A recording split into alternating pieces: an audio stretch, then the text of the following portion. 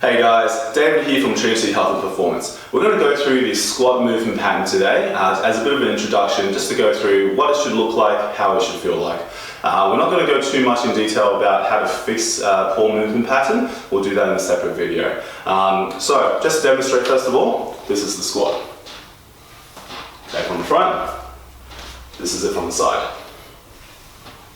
Okay. So a few things to note. First of all, the most important thing before you do a squat is get your setup right. Okay, everyone's different, everyone's bone shape is different, everyone's bone length is different, and that really dictates how you can squat or the position that you will feel more comfortable with a squat. So probably the most important thing is just find a position that's comfortable for you. It might be quite wide, it might be quite narrow, you might like to have your feet pointing more straight forward or slightly out to the side. Just give it a go. Yeah, find different positions, give it a go and see which one feels more comfortable for you. Me personally, I like to have my feet about hip width apart and my feet angled out slightly. Alright, now from here, what I'm going to do is when I squat down, I want to make sure my knees are in line with my toes. I'm not allowing my knees to cave in like that, so I'm using my glutes to drive my knees apart the whole way through, and I'm also using my glutes to drive myself back up.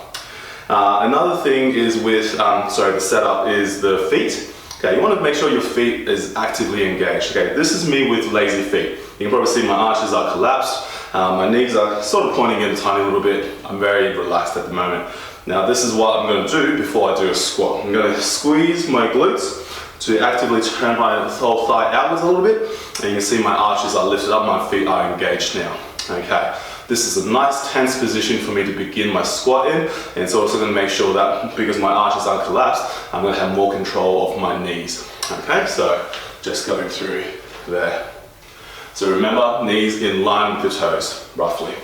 From the side, okay, you may have heard that knees shouldn't travel too far in front of the toes. True and untrue at the same time. So you don't want the knees to travel too far in front of the toes too early, but at the bottom of the squat, sure, why not? Okay, in this position, you can see my knees are over my toes, but this is actually a very safe position for my knees to be in, and coming back up. So not too early, but at the end of the squat, especially a deep squat, it's okay for the knees to go forward, like that. And another thing is, I would imagine that there's a plumb line on the side of my body, so you might want someone else to watch you.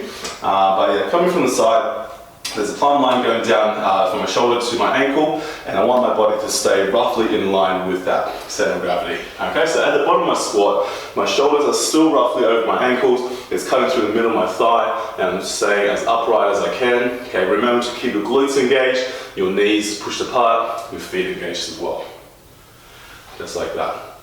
One last thing is, as you go for the squat, okay, your hips begin the movement by hip hinging a little bit, and then your knees start to come along and the hip and the knees bend at the same time. The reverse is also the same. When you come up, you want to make sure your knees and your hips are extending at the same rate. You don't want to be coming back up like this, two broken movements. You want the squat to be one complete movement, coming up and down. You don't want to be doing this. Okay, breaking the squat into two movement patterns. That's not very efficient there for you. Thank you so much for watching the video, guys. Keep an eye out for the correctives video. I'm going to go through some common mistakes and how to fix them.